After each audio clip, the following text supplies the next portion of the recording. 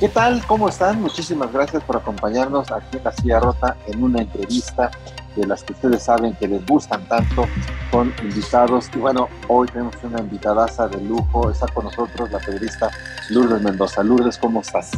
Muy contenta de estar contigo y con tu auditorio en el mejor portal que hay sin lugar a dudas aquí en este país. No, hombre, ¿qué te tomas? Mira, yo me tomo un cafecito porque déjame contarles a quienes nos van a estar viendo y escuchando que iba yo corriendo a la oficina, pero hay tráfico. Entonces la estamos grabando esta entrevista el 8 de diciembre y entonces me metí un cafecito, me estoy tomando un cafecito.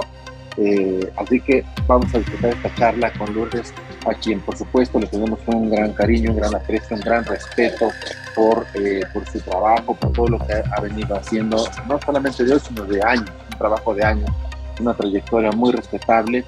Y justamente el motivo de conversar con ella pues tiene que ver con este tema, la trayectoria de ella, con su dignidad y sobre todo con su reputación.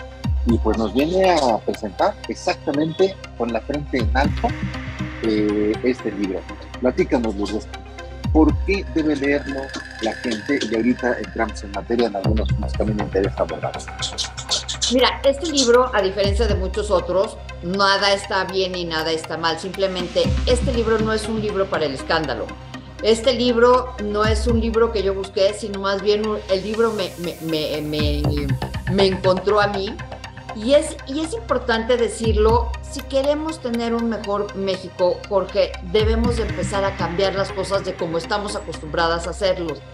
Y hoy en día ya estamos muy acostumbrados a que nos descalifiquen, a que desde todos los niveles de gobierno ataquen a los periodistas, pero nada más que, ¿qué crees? Las palabras cuentan y cuentan muchísimo. Las palabras tristemente no se las lleva el viento. Entonces, aquí lo que estoy yo dejando claro es la historia en cómo desde el poder me atacaron, en cómo a pesar de haber sido escarnio en redes sociales, decidí dar la batalla. ¿Por qué? Por mi dignidad, porque soy periodista y porque vivo justamente de mi honorabilidad y de mi credibilidad y porque ya estuvo bueno, ¿no? Porque nadie puede pasar por encima de nuestros derechos humanos y sobre todo nuestra presunción de inocencia. Fíjate, Lourdes, justo lo que tú mencionas, y todo parte de una, la verdad es que ni siquiera me gustaría mencionarlo, pero hay un señalamiento en tu contra a partir de un documento que se filtra en donde Emilio Lozoya, el exdirector de Pemex, que el auditorio debe tener en mente, pues está ahorita en prisión, pero está en prisión gracias a Lourdes, porque le habían dado chance de que estuviera tranquilamente, sin problemas. Y bueno, pues un día alguien lo cacha en uno de los restaurantes más caros de la Ciudad de México, y Lourdes va, como hacen los reporteros, ir al lugar, corroborar y hacer su propia investigación y confirmar. A partir de una fotografía, que es la que, si me ayudas, porque mi libro, si quieres, no lo tengo aquí en la mano, pero esa es la fotografía que se viralizó y que Lourdes a partir de ahí hace una narrativa. Cuéntanos. Y mira, déjame decírtelo de esta manera. El ícono de la corrupción del gobierno de Enrique Peña Nieto se estaba convirtiendo en el ícono de la impunidad del gobierno de Andrés Manuel López Obrador, y para que luego ya ves que de repente dicen que yo no fui a tomar las fotos y que son unos inventos y no sé qué, mira, te voy a poner aquí, ¿verdad? Aquí se alcanza a ver perfecto, y entonces... Ahí está. Pero es, claro. Si yo no hubiera ido, pues no tendríamos este live. Son 4 fotografías. Aquí, evidentemente, mira, se alcanza a ver que Doris Beckman ya me está viendo y es donde le avisa a Lozoya y ve, ahí es donde voltea, ¿ya viste? Y le grita camarero. Déjame ponértelo en contexto. Eso es la imagen, así es. Un 19 de agosto, de repente me vi envuelta en una denuncia, o sea, se filtra la denuncia y me veo envuelta en un escándalo nunca antes, un teatro judicial nunca antes intentado aquí en nuestro país. Habíamos tenido sexenios anteriores en donde habíamos visto el quinazo, en donde metían a ciertos personajes políticos obviamente con cargas políticas para tener resultados a la cárcel, pero eran en algunos criminales, en algunos no. pero nunca habíamos visto un intento de hacer, como te repito, un teatro judicial como el que hasta hoy se quiso intentar con Emilio Lozoya Austin. Déjame, cuando estalla el escándalo de Odebrecht, Emilio Lozoya estaba todavía como mandamás en Petróleos Mexicanos, ¿te acuerdas tú? Y entonces, aquellos entonces, esta petrolera compra a un sinfín de políticos corruptos. ¿Para qué? Pues para tener mejores resultados y tener más obras y tener más trabajo. Entonces, en ese momento que estalla ese escándalo, dicen aquí en la ciudad, en México, que había que abrir una carpeta de investigación a Emilio Lozoya porque los directores de Odebrecht dijeron, oye, pues sí, le dimos un cochupo, lo sobornamos a Emilio Lozoya Austin con $10.5 millones. Y de ahí se quedó ese escándalo. En México no avanzó, no pasó absolutamente nada. En América Latina, bueno, ha sido un escándalo de proporciones también nunca antes vistas. Es más, el 2 veces presidente de Perú, Alan García, se suicida con tal de no dejarle a su familia esta vergüenza de ser un corrupto. Entonces, de repente te digo, me veo envuelta yo en esta, pues como que nos quisieron poner como si fuéramos una banda de corruptos y de delincuentes. Yo en ese momento salí y dije, oye, esto es mentira, me están difamando, lo voy a demandar y voy a llegar a las últimas consecuencias. ¿Por qué, Jorge? Por eso, porque vivo de mi credibilidad, porque soy periodista, porque a mí lo que me enseñaron es, para ejercer este maravilloso oficio, lo que tienes que tener es los perlos de la burra en la mano. Si no, no puedes publicar. Estamos de acuerdo. Eso es lo que he hecho a lo largo y eso es lo que creía que se debía de hacer y que con eso, bueno, pues si a alguien no le parecía, me demandaba, pues yo presentaba las pruebas y se acabó. Pero nunca me imaginé ser, parte de una banda, pero que fuera un teatro en donde Emilio Lozoya lo que quería era salvar la cárcel y embarrar a 17 personas. Y si tú te acuerdas, cuando es regresado a México, no lo extraditan. Él acepta venir a colaborar con la 4T y con la Fiscalía General de la República. Y entonces viene, y te acuerdas, a la prensa la llevan, la mandan al reclusorio norte y a Emilio se lo llevan en helicóptero de la policía al hospital. Yo fui la primera en decir que estaba en el Ángeles del Pedregal y no nada más eso. En mi columna lo que hice fue poner que ahí estaban las camionetas de la Guardia Nacional cuidándolo. ¿Por qué? ¿Por qué tantos cuidados para este señor? Pues ya vimos por qué. Para que la mentira pudiera prevalecer, pues había que tenerlo escondido y de buenas. Y entonces, mientras hemos visto un sinfín de justicia selectiva, con Emilio Lozoya lo que veías eran unos apapachos y unos mimos nunca antes vistos o imaginados, que el icono de la corrupción se convirtiera en icono de la impunidad. Y en esos aquellos entonces, todo el mundo decía que Emilio no estaba en México, que quién sabe dónde estaba. No sé si te acuerdas. Entonces, yo sí, me... hasta en Rusia decía, ¿no?, que estaba ahí.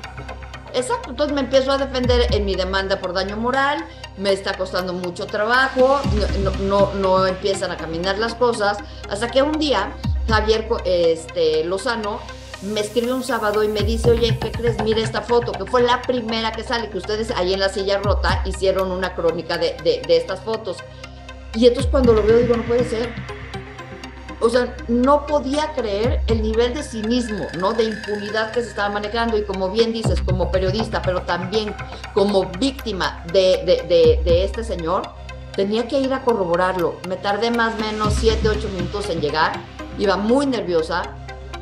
Demasiado. Alguien me dijo en el camino, no vayas. Y le dije, ¿cómo no? O sea, no está tela de discusión. Ya voy en camino. Y me decían, es que te puede acusar de que lo quieres matar o te puede acusar de algo y ponerte una orden de restricción. Pues a mí no me importa que me ponga una orden de restricción si yo no quiero estar cerca de ese criminal. Yo nada más necesito verificar esto. Y así es como tomo esas fotos. Y nuevamente me vuelven desde el poder a echar la caballada encima. ¿Por qué?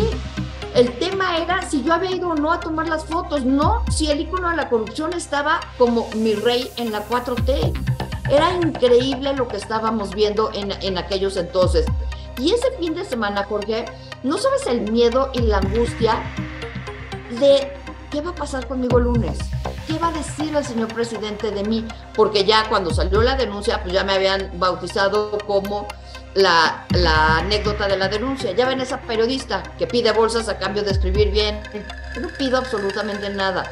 Y por eso, justamente porque no me adjetivicen, por defender mi dignidad, por defender mis derechos humanos y mi presunción de inocencia, es que hice todo esto. Entonces, esto se vuelve personal en el momento pues, que te meten en una denuncia cuando tú no tienes absolutamente nada que ver. Cuando de los 17, 16 son hombres, yo soy la única mujer, todos por miles de millones de pesos, yo por una bolsa. A la única que hacen trending topic es a mí. Alguna vez un periodista, compañero, amigo de los dos, me dijo, es que ¿sabes qué? Tú te equivocaste. Saliste luego a redes a decir que lo ibas a demandar si venías hasta la página 35 y 36. Entonces lo que le decía es que exactamente no fue orgánico, fue dirigido. ¿Por qué? Porque si venía hasta la 35 y 36, ¿qué es más importante? 3 expresidentes, 2 candidatos a la presidencia, gobernador o yo. Senadores, claro. ¿No? Entonces, eso no sumaba, era orquestado. Y viví lo que viene siendo un escarnio en redes sociales, pero además de eso, ojo, las redes sociales se convierten en realidad. Hemos tenido, ¿no?, en donde linchamientos de redes que se convierten en realidad en la vida, y ojo con quien está moviendo las redes de esa manera. Eso es por un lado. Y por el otro lado, pues, ¿qué creían? ¿Que yo me iba a callar? ¿Que ya no iba a seguir dándole seguimiento al tema de Lozoya? Pues estaban bien equivocados y lo he demostrado. Así es. Y lo has hecho muy bien. Y mira, a ver, yo antes de preguntarte acerca del personal, yo quisiera preguntarte ahorita, ¿cuál es el estatus que tienes de la demanda? Tengo 2 demandas interpuestas. En la demanda por daño moral ya le gané 2 instancias. Estamos en el amparo porque el señor no se niega a aceptar las sentencias en donde le dicen que sí me causó un daño moral, que me tiene que indemnizar y que le tiene que pagar las costas y gastos de las 2 instancias a mis abogados. Entonces ahorita ya entramos en el periodo, en la tercera instancia, que es el tema del amparo. Y no, la verdad es que como salió la sentencia, sobre todo la segunda instancia con los 3 magistrados, no hay manera que yo logre perder esta denuncia. Sin embargo, en este país ya sabemos que todo puede suceder. Pero bueno, si me lo pones de 10, pues 9.9. Siempre hay un ojo. Claro. Y te decía que, no sé si te había dicho, pero a partir del 3 de enero de este año, del 2022, la Fiscalía acusa formalmente a Emilio Lozoya Austin de ser el único beneficiario, él y su familia, del dinero de Odebrecht. Entonces, ¿qué crees que hizo? Pues hizo un nuevo delito.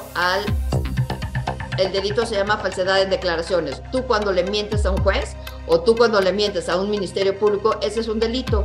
Entonces ya también le abrí una segunda denuncia, pero por falsedad en declaraciones. Y esa, pues ahí va en su curso, tratando de defenderme, porque mientras vemos que el fiscal ayuda al papá de Emilio a traerse a la mamá y le dice exactamente qué tiene que hacer y cómo tiene que hacerlo, pues a mí me sigue negando mi derecho a defenderme. Evidentemente, estoy haciendo todos los pasos judiciales o legales para que me entreguen esa denuncia certificada, ¿no? La copia de la denuncia que necesito para esa demanda. Muy bien.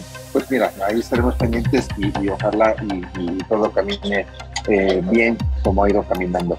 Pero yo quisiera preguntarte, tú dices que Emilio Lozoya es ícono de la corrupción de Peña Nieto, pero pues también se está volviendo el ícono de corrupción de este sexenio, porque, a ver, han pasado cosas rarísimas, ¿no? Se hace una presentación una filtración de ese documento que te afecta, pero en general lo que ha pasado con ese documento es que todo se ha ido cayendo. Y luego pasan cosas extrañas como que han fallecido, de manera extraña, pero han fallecido, se ha registrado el fallecimiento de testigos, ¿no? De personajes vinculados al caso 3 de Emilio Lozoya. Y pues estamos ya en el 4º año y no vemos claro qué pueda ocurrir con ese caso. No hay sentencia, como dices, en otros países ha ocurrido ya varias cosas, pero en este sexenio no ha ocurrido nada que sea contundente, creíble y que digan, pues sí, van contra Odebrecht. ¿Tú crees que el combate a la corrupción se ha enmascarado en el caso del López Obrador y que Si Emilio Lozoya era el ícono de la corrupción en el caso de Enrique Peña Nieto, ¿se está convirtiendo también en lo mismo en este sexenio? Yo creo que se está convirtiendo, peor aún, en el ícono de la impunidad, porque el dinero, a ver, primero que nada, ya la Fiscalía 3 de enero de este año dice el único beneficiario del dinero de la corrupción es Emilio Lozoya. Entonces ahí ya tienes a un corrupto. Luego tienes el tema de agronitrogenados, que también está confeso, estamos de acuerdo. Tampoco ha pasado absolutamente nada.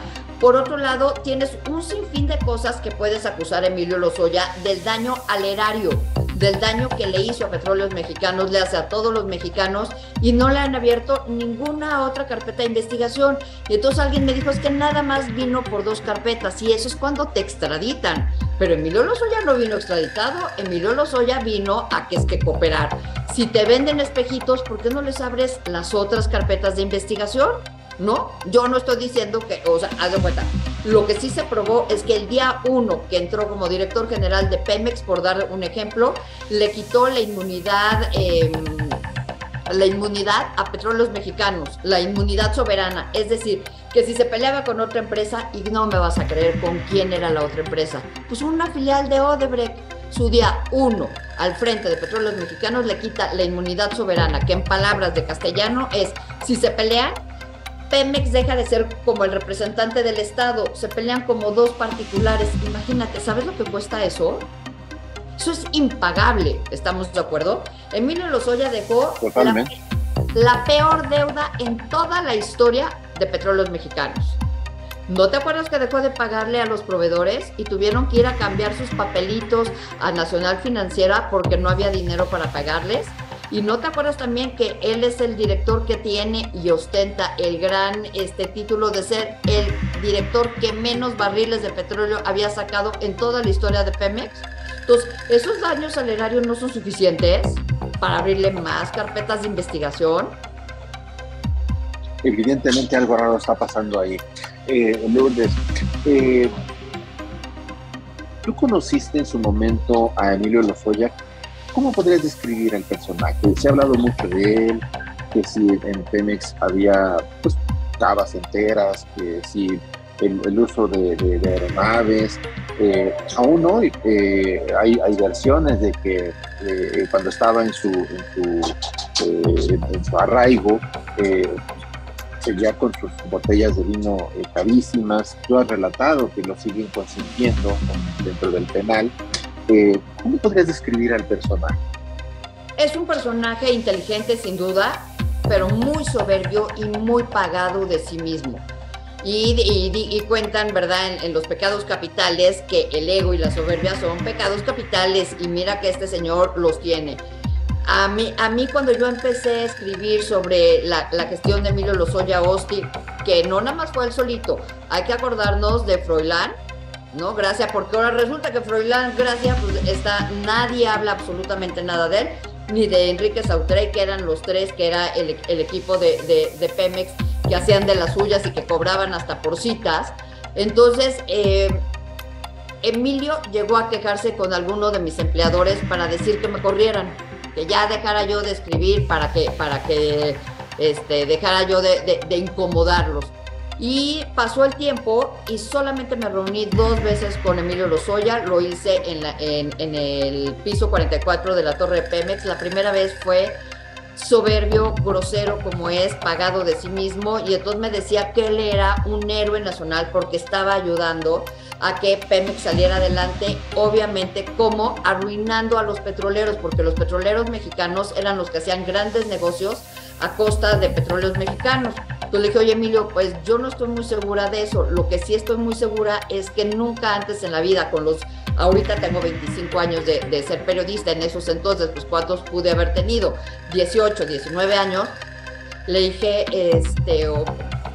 17 años, una cosa así, ¿no? Le dije, nunca había habido una percepción de tanta corrupción en Pemex como contigo, entonces algo estás haciendo mal. La siguiente vez que lo veo, ya se fue contra Luis Videgaray a decir que lo que pasa es que él sí quiere el bien para México, pero que Luis Videgaray no quería el bien para México.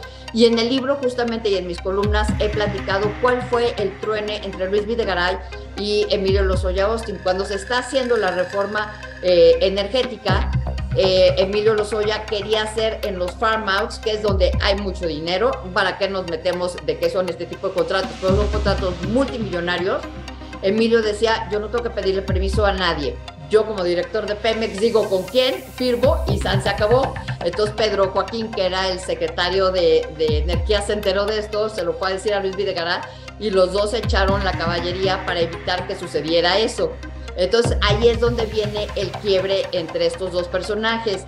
Y Luis Videgaray se tardó más o menos un año en lograr convencer a Enrique Peña Nieto de correrlo. ¿Y te acuerdas cuando estábamos en estas épocas de vacas flacas y Enrique Peña Nieto y su gobierno dicen, oigan, necesitamos ajustarnos el cinturón y piden no que recorten gastos? Y Emilio Lozoya, en lugar de recortar gastos, manda el dinero a DEFAS, que es vamos a decirlo, una maña o un hoyo fiscal que te permite la contabilidad.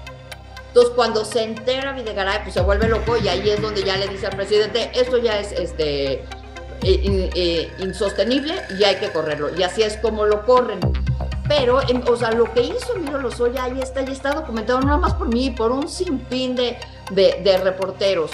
Y lo que estamos hoy viendo es cómo lo siguen cuidando, por qué sigue teniendo estos beneficios. Y me decías, ¿cómo es Lozoya? Aparte de pagado de sí mismo, creo que esta anécdota te lo define y te lo viste y calza. ¿Te acuerdas cuando, empezando el gobierno de Peña, explotó una torre de Pemex? Hubo unas calderas que explotaron, hubo una explosión. Sí, hay una torre de Pemex, ¿sí? Muertos, nadie sabía exactamente qué había pasado, cómo había pasado y demás. ¿Sabes que la secretaria de Emilio Lozoya andaba buscando a varios empleados de Petróleos Mexicanos para que le consiguieran su tacita para su café, para su capuchino? Es que fíjate que él toma el capuchino, o tomaba el capuchino, en su tacita. Eso de tomarlo en vasito estos que te dan, ya sabes, en las cafeterías, eso no es lo suyo. Sí. Eso te habla y te describe al personaje. La cava te habla y te describe al personaje. El uso de los aviones y del helicóptero te describe al personaje, ¿no? Y después de haber escuchado a su papá hablar con el fiscal, pues ahora sí que puedo decir de tal palo, tal astilla.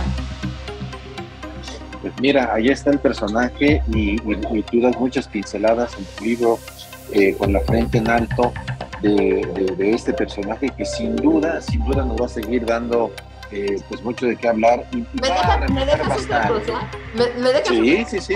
Otro de las pinceladas que también te lo viste calza es Emilio Lozoya firma o sea, no se hace responsable de sus acciones, estamos de acuerdo. Él lo que hace es, no le importa embarrar a 17 personas y él firma eso con tal de librar la cárcel. ¿Quién empezó esta negociación? El papá con el fiscal. Entonces, otra vez no se hace cargo de sus consecuencias. El día que yo llego al Funan, en lugar de pararse y hablar conmigo y enfrentarme, ¿no? Y decir, ¿qué haces aquí? ¿O para qué estás aquí? ¿O qué onda? Le dice al mesero, le grita al camarero, ¿no? O sea, para él, el camarero era el encargado de librarle de la mosca que llegó a su mesa, o sea, de mí. No, pues el que me metió en este tema era él. El que tiene que resolver sus problemas es él, y el que sigue inventando historias a través ahora de su abogado es Emilio Lozoya, porque ahora inventaron que el dinero llegó en maletas y que está en España. No, el dinero no llegó en maletas, no son narcotraficantes. El dinero llegó en transferencias a sus cuentas, y ahí lo ha demostrado la UIF, tanto de Santiago Nieto como de Pablo Gómez. Pero como diría el clásico, y nadie hace nada, y por lo que vemos no van a hacer nada, no van a hacer nada. Lourdes, la verdad, ya para ir cerrando, simplemente pues agradecerte que hayas conversado con nosotros, que le digas al auditorio por qué es importante que lean este libro. Y a mí me ha llamado mucho la atención tu hija. Para ti creo que ha sido, digamos, también un motor importante en tu vida, y creo que ahora justamente también es la que ha impulsado que pues asumas esta odisea, esta batalla que estás emprendiendo.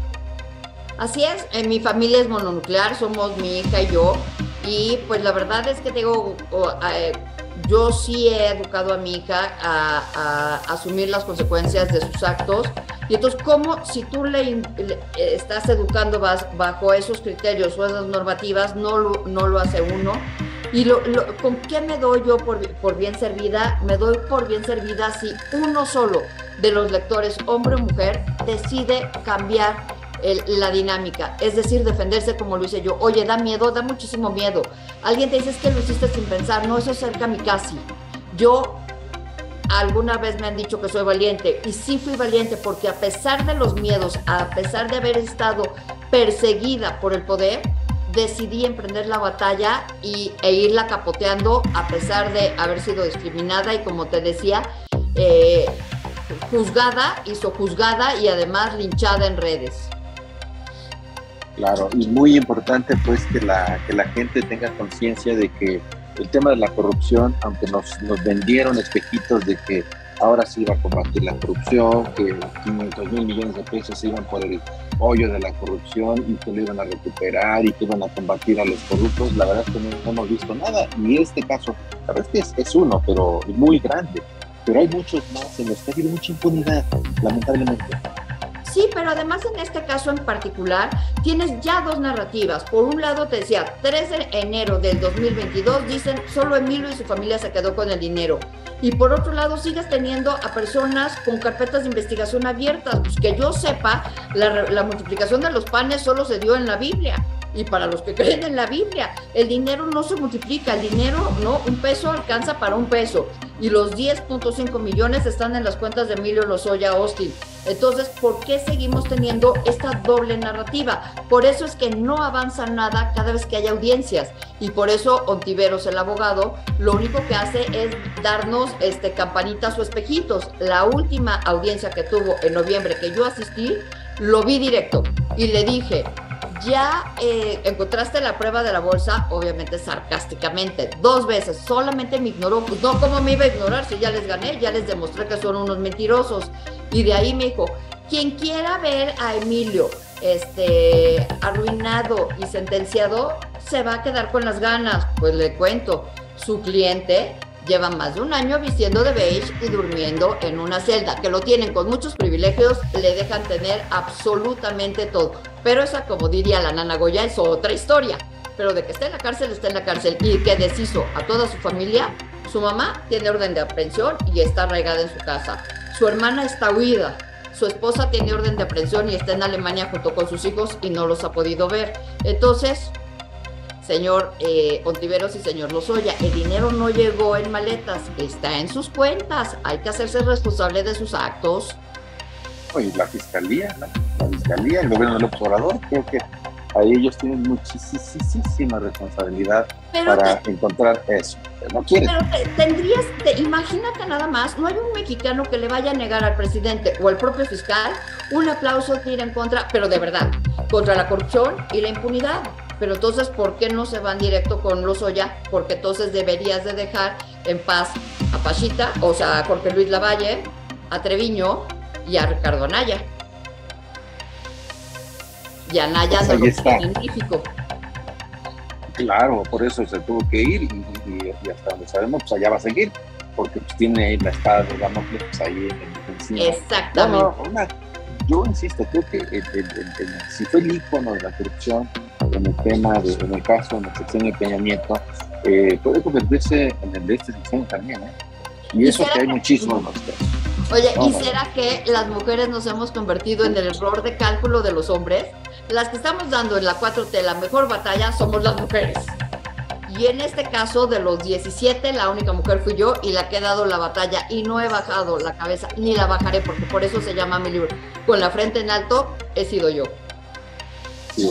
No, pues Lourdes, de verdad, muchísimas gracias por compartir con nosotros esta presentación de tu libro. Ya hemos reseñado algunas cosas del mismo y bueno, pues no queda más que decirte que te deseamos mucho éxito en tu libro, en tu carrera, en tu columna y por supuesto en estos temas que siguen pendientes del orden legal. También que tengas mucho éxito, querida Lourdes. ¿Me dejarías nada más leerte 2 párrafos rápidos?